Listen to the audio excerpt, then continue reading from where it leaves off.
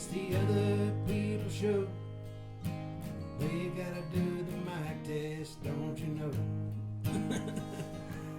It's the other people show. They'll tell you things you wish you didn't know. It's the other people show. When you listen to it, you'll think you've done some blow.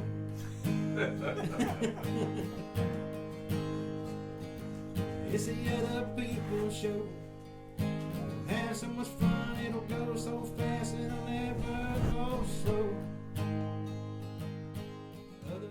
An entertainer, I was gonna say artist, but I don't. Artist means you're good at something. Entertaining means you can do stupid stuff and people think it's funny. Yeah, I'm an entertainer. Being an entertainer, it's like that moment, like if you hear crickets, and radio's hard. Yeah. Because you don't know if it's working or not. No, you don't have that instant feedback. Exactly. So you don't know if it's working until you get fired. And then when you get fired, then your career's set, because that's the best thing that can happen to you. So that's what that's the thing. It's like, I'm real comfortable right now. Well, here's what to do. Then have her give me the info. I'll make the leap. You do and then you join in. I'll send it to you. Okay, do. I'll send it to you in 5 seconds. They're always looking for people. Can't guarantee it's gonna be like the prime time slot. Right. Like, there's always, hey, let's get a foot in the door, and then go from there. Mm. So, because my plan as far as what's going on is, hopefully have the movie finished by before Thanksgiving. It'll be an easy shoot considering how the movie's going to be. If you know of any locations that we can shoot, we'll gladly come up there. And I wish that you could just be the DP or whatever you want to be. I want to be the director, the lead actor, the writer, and the producer. You know what I found that I enjoy the most? Honestly, I enjoy. I want to hide in the back. I'll be the production assistant.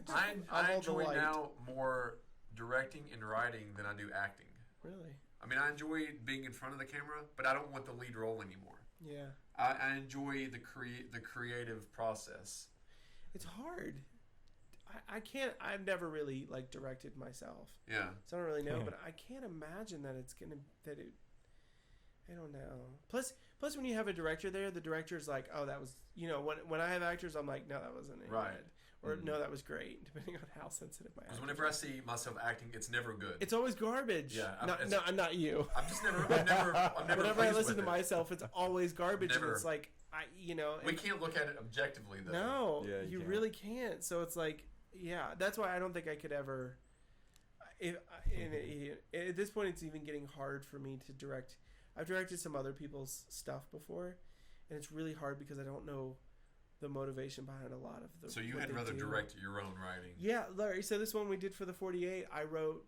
I had a writing partner, but most of the story idea and everything I came up with, and it was like when actors are asking me questions, like bam, everything goes straight into the plot line, and I'm like, I can easily answer those, but when I'm directing other people's stuff, I have to consult with them. You don't know the motivation of what they wrote. Exactly. I have to consult with them because I don't know. They can tell me everything in the world about it, but there's still subconsciously things that I don't know. Mm-hmm.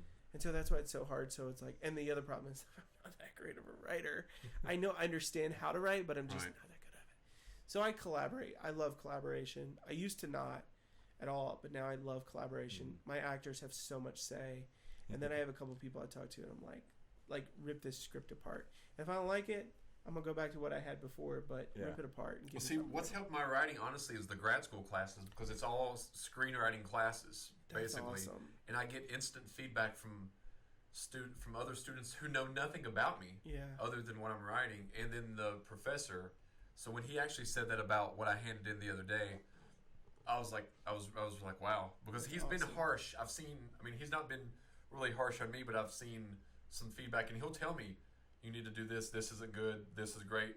But when I handed in the script, he said it was the most professional script of this particular class, which I've got to finish it out tomorrow. I can't type. You got to write like my dad does. I do. I have to, but I just have to write 4 more. Hunt and pick.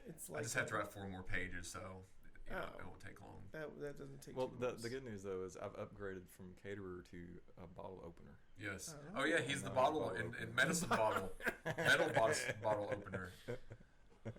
So that's upgrading slowly. That is dedication. You remember this. You remember this. When we do the papers and stuff, when they start doing the interviews, you'll be bottle opener. Yeah, bottle opener. When he's old and senile and needs somebody to wipe his butt. You remember this.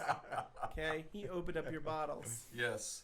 And what's also fun is doing the interviews and stuff like that. I think that's something we didn't do much of. I think those are so fun. Back in the day. No. Oh, wait. Are you talking about the show? Well, like when I went on and promoted Virginia Running. Oh, just kidding. Never mind. I thought you were talking about like when you were interviewing bands. Well, that's fun. Shift gears. I think, honestly... Go back to where you were. I think interviewing the bands have gotten easier. Oh, yeah. Definitely. Because now, especially, we've done several bands now, and then we've done actors and actresses, and... Because when you come in, we have a few questions, but we also just... off the cuff a lot of the time. But a lot of the times when the bands are here, we already have, questions written out and stuff like that. But like when you and I went on a Jim Webb show, I mean, was that not one of... And we don't have that. We don't have audio of that. Yeah. And that was that was probably the first... I think that was the first time I'd been interviewed about a project. I think that. That was the first time I'd ever... I didn't do much talking. We played live, and we practiced a little bit outside on that little swing. Yeah, we did a clean version of it. Get out the chips and Fun Dip 2. That was... That's a kid's version. Yeah, we did. That was a good version. We need to record that one. We just made it up just like that. I mean, it was... chips. So yeah, we cleaned that up, and then we did... I've done WCYB a few times, so... whoever is welcome to come on because they can have two people at a time. But I do want, when we go on this time, to actually record behind the scenes of doing it. Like going over there, and you can make a little documentary or just have the clip, either one. But then I always go on, and to break the ice and to calm nerves, I always go on. When I did WJHL, I went on. I said, "Yeah, I was homeless for a while, and that's how I come up with the script." And they were like, "Really?" And I said, "No, not really." So I always open up with some kind of silly thing like that. So and we'll do it again for the upcoming movie.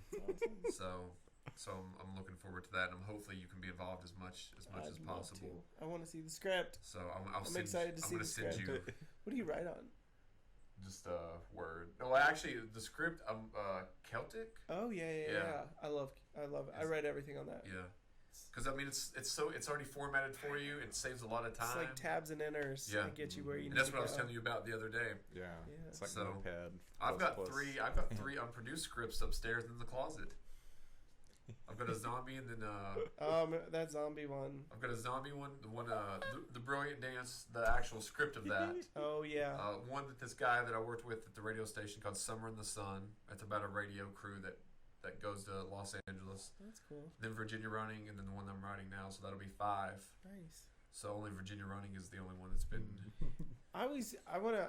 And the Virginia Running is not the same as the script at all. Yeah, it's but we had loose cannons on the... I've gotten into writing. I used to again, when I was writing depressing stuff, like everything took place in a big city in like an apartment or whatever.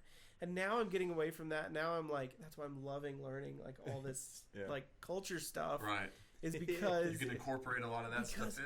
Yeah, it's like this is a cool that's a cool place to tell a story. So we're starting to write a lot smaller than where we were before. We don't write for big cities anymore. One, because I can't get them. Right. But two, because it's like you can make it a little bit more absurd if you're like you do stuff in New York and you're like, oh well, that's just that crazy dude that's down the street, whatever.